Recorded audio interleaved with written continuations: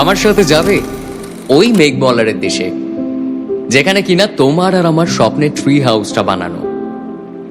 এবারও না হয় পড়ন্ত কোনো এক বিকেলে তোমার সাথে একটা বন ফায়ার কাটাবো কোনো এক সন্ধ্যাতে, আর হাতে চায়ের কাপ নিয়ে বলবো তোমায়, এক কাপ চায়ে আমি তোমাকেই চাই।